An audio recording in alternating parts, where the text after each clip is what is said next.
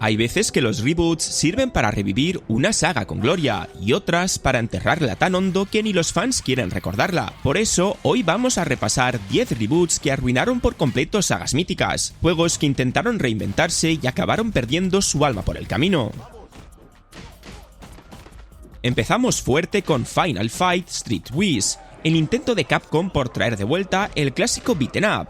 Imagínate que te dicen que van a traer de vuelta al mítico Final Fight, ese beat'em up noventero donde te liabas a puñetazos por Metro City, con Cody, Guy y Hagar. Te emocionas, ¿no? Pues olvídate de todo lo que hacía especial a la saga, porque aquí Capcom decidió que lo mejor era convertirla en un clon barato de los juegos callejeros de principios de los 2000, con estética tipo duro, lenguaje edgy y una historia digna de una película de serie B. El problema principal es que Final Fight Street Wiz se olvida por completo de lo que hacía divertido al original. Ya no hay ritmo, ni combos fluidos, ni ese toque arcade tan adictivo. Aquí metieron una cámara en tercera persona torpe, peleas lentas y un sistema de combate que se siente más como dar manotazos al aire que repartir golpes con estilo. Todo se ve sucio, pero no de forma intencionada, sino como si lo hubieran hecho con prisas. Los personajes parecen sacados de una parodia de GTA, con expresiones de piedra y diálogos tan malos que dan vergüenza ajena.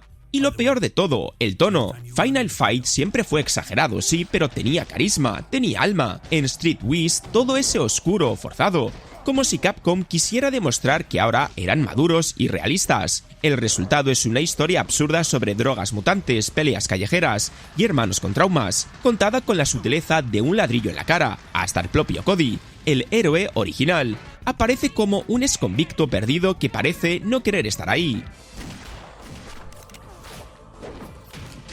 Después llegó Perfect Dark Zero, que prometía el gran regreso de Joanna Dark y acabó siendo una decepción de manual.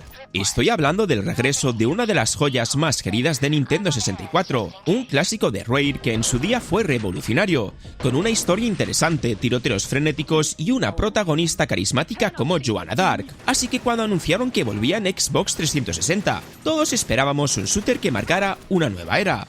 Pero lo que llegó fue un batacazo con todas las letras. El problema principal es que Perfect Dark Zero no entendió lo que hizo especial al original. Rare intentó hacerlo más moderno, pero acabó creando un juego que no sabía qué quería ser. Por un lado, quería tener la estética y el tono serio de un shooter de espías, pero por otro, te lanzaba cinemáticas ridículas, personajes caricaturescos y un doblaje que daba risa en los momentos que deberían ser tensos. Esa mezcla tan rara hacía que el juego no tuviera identidad. El gameplay, que debería ser el corazón del juego, era tosco y poco satisfactorio. Las armas parecían de juguete y los enemigos aguantaban más tiros que un tanque. Los niveles, en lugar de ser intensos y estratégicos, eran un laberinto de pasillos sin alma, donde te perdías más veces por culpa del diseño que por la dificultad. Y la IA, bueno, los enemigos parecían no tener muchas ganas de vivir. Y visualmente, en su momento fue Next Gen, pero de una forma muy rara. Todo tenía ese brillo plástico de los primeros juegos de Xbox 360. Los personajes parecían hechos de goma,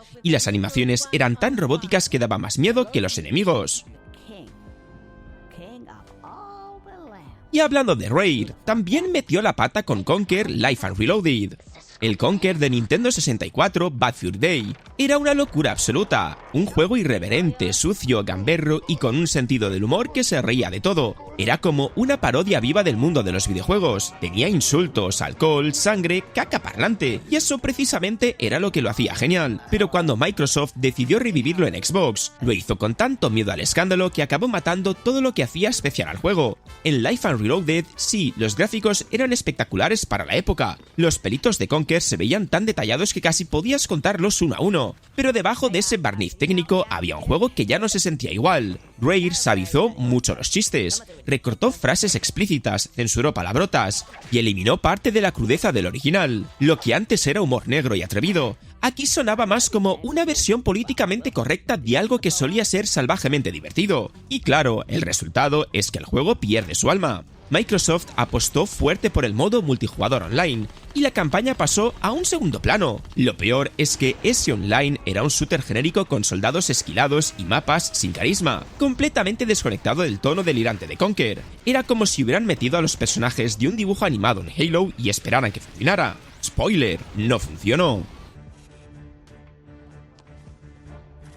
Y después llegó Flashback en 2013, un intento de revivir una joya del 92 que acabó siendo irreconocible. El original de 1992 era una joya de culto, una mezcla perfecta entre plataformas, acción y ciencia ficción, con animaciones rotoscópicas que para su época eran una locura. Era un juego que te hacía sentir como si estuvieras dentro de una película de los 90, con ese toque misterioso y pausado que te empujaba a explorar y pensar. En lugar de mantener ese aire cinematográfico, el Flashback de 2013 decidió que quería ser un shooter con luces de neón y velocidad absurda. Adiós a la exploración, adiós a la tensión, adiós a esa sensación de estar solo en un mundo alienígena hostil. Ahora todo es más rápido, más brillante y, paradójicamente, más aburrido. Es como si hubiesen metido el juego original en una licuadora con cualquier shooter genérico y esperaran que saliera algo con alma. El protagonista, Conrad, también perdió carisma. En el original tenía ese aire misterioso, casi de antihéroe perdido en su propia historia. En el reboot parece un personaje genérico de cualquier juego de ciencia ficción de mediados de los 2000, con frases que intentan sonar divertidas pero suenan como un guión reciclado de una serie barata. Y la historia, que antes era intrigante y con un toque filosófico, se convierte aquí en un caos de clichés futuristas que ni ellos parecen entender.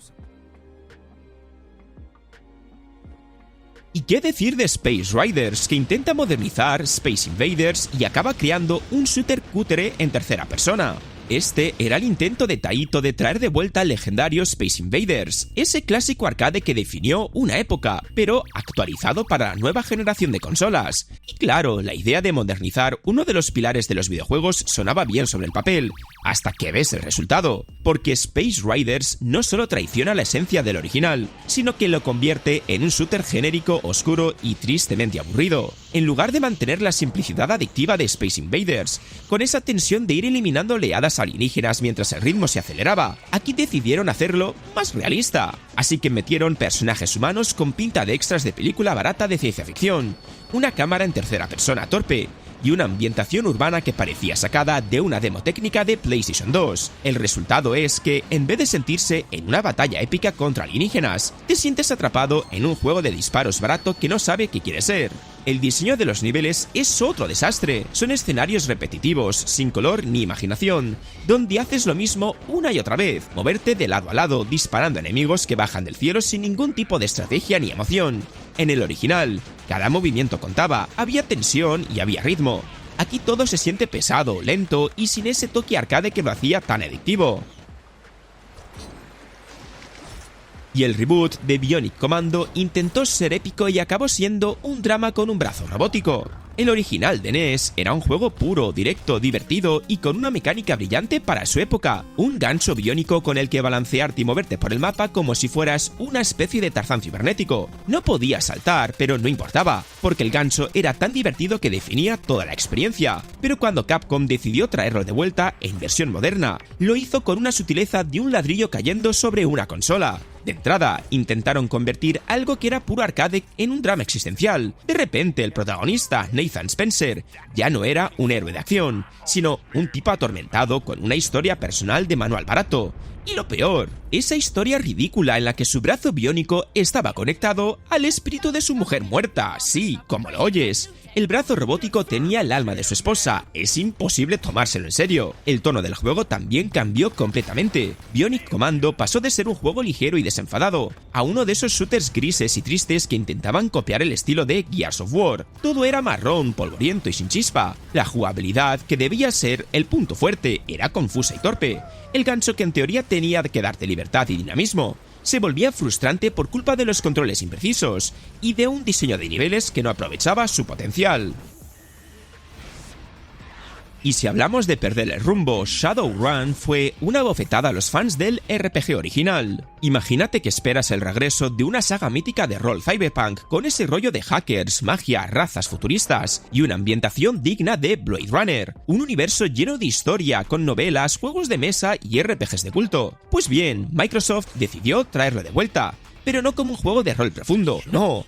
Lo convirtieron en un shooter multijugador en primera persona. Sí, justo eso, un Counter-Strike con el nombre de Shadowrun pegado encima. Lo peor es que no era un mal shooter en lo técnico, pero era un Shadowrun en nombre solo. Los fans esperaban una historia rica, decisiones morales, diálogos, exploración, y se encontraron con partidas cortas, mapas pequeños y tiroteos que parecían de cualquier otro FPS de la época. La ambientación cyberpunk estaba ahí de forma superficial, con habilidades mágicas mezcladas con armas modernas, pero sin profundidad, sin alma. Y claro, la comunidad se sintió estafada. Shadowrun había sido siempre sinónimo de inmersión y narrativa. Aquí no había ni modo historia, cero. Solo combates online y bots con una inteligencia artificial digna de exposición en un museo del horror. Además, el juego salió a precio completo, lo que hizo que muchos jugadores sintieran que les estaban vendiendo un producto a medio hacer. Luego vino Golden Axe Beast Rider, otro reboot que quiso parecer maduro y acabó siendo un completo desastre. El original de Golden Axe era una joya arcade, 3 héroes, una ambientación fantástica llena de magia, dragones y esqueletos, y sobre todo, cooperativo local para partir cabezas con tu colega al lado. Era simple y directo y tremendamente divertido, pero cuando Sega decidió revivirlo en 2008, hizo justo lo contrario de lo que debía. Quitó todo lo que hacía especial al juego y lo sustituyó por un intento fallido de hack and slash muy genérico. Para empezar, eliminaron el modo cooperativo, que era el alma de Golden Axe. Esa sensación de compartir pantalla con otro jugador y abrirte paso entre hordas de enemigos desapareció por completo. En su lugar, centraron todo en Tiris Flare, la heroína de la saga, y aunque eso podría haber sido una buena idea, el problema es que el juego no tenía ni ritmo ni carisma. Triss pasaba más tiempo aguantando golpes que repartiendo, y las animaciones se sentían pesadas, como si el personaje llevara una armadura de plomo. Luego está el sistema de combate, que intentaba parecerse a God of War, pero sin la fluidez ni la épica. Cada enfrentamiento era torpe, los enemigos tardaban años en morir, y la cámara hacía lo que le daba la gana. Encima, los Beast, esas criaturas en las que te podías montar, eran más un estorbo que una ayuda. Se movían fatal, tenían ataques limitados y morían en segundos. Pero si hablamos de matar a una saga a lo grande, Bomberman Act 0 se lleva la palma. En serio te lo digo, todo lo que hacía genial al clásico, su estética colorida, su ritmo rápido, su humor y su esencia multijugador fue tirado por la ventana. En su lugar, Konami decidió en 2006 que lo mejor era convertirlo en un juego oscuro, futurista y maduro, como si Bomberman necesitara un personaje salido de Gears of War. El resultado fue una de las decisiones más absurdas de la historia de los videojuegos. De entrada, desaparece todo el encanto del original. Ya no hay robots adorables ni mundos coloridos. Ahora hay humanos con armaduras metálicas luchando en escenarios grises y lúgubres, llenos de luces verdes y humo tóxico. Lo que antes era un juego alegre y accesible se convierte en una experiencia deprimente y sin identidad. La idea de un Bomberman postapocalíptico podría haber sido curiosa si al menos mantuviera la jugabilidad divertida de siempre, pero ni eso. El gameplay, aunque intenta conservar el concepto de colocar bombas y atrapar enemigos, se siente lento, torpe y completamente carente de emoción. Los niveles son todos iguales, sin variedad ni personalidad, y los controles responden con la precisión de un tanque en el barro. Además, el modo historia es un completo chiste. 99 niveles casi idénticos en los que repites exactamente lo mismo sin ninguna motivación. Ni cinemáticas, ni desarrollo, ni chispa. Es un castigo más que un juego.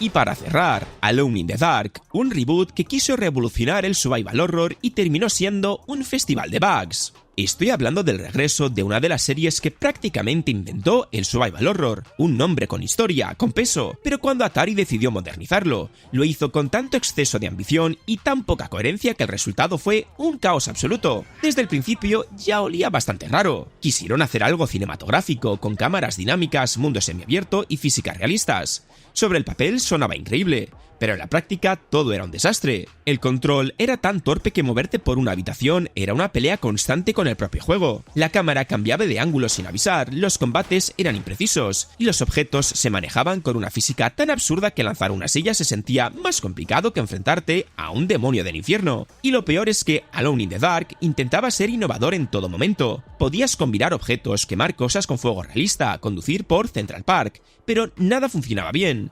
Las secciones de conducción eran un infierno literal, con coches que parecían de goma y explosiones dignas de un GIF mal hecho. Todo daba la sensación de ser un experimento a medio cocer. Edward Cambry, el mítico investigador, ahora era un tipo sin carisma que soltaba frases profundas como si fuera protagonista de una serie barata. Los diálogos daban vergüenza ajena y la trama, que pretendía ser mística y oscura, acababa siendo confusa y ridícula. Ni siquiera el ambiente daba miedo, y eso en Alone in the Dark es un pecado. Y estos han sido 10 juegos que son la prueba de que no todos los reboots merecen existir. A veces, intentar reinventar un clásico sin entender su alma solo sirve para demostrar por qué el original era tan especial. Porque hay cosas que no se deben actualizar, sino respetar. Si te ha gustado el vídeo, deja un buen like, dale al hype para que más gente lo vea, y suscríbete si no lo estabas. Dicho esto, nos vemos en el próximo vídeo.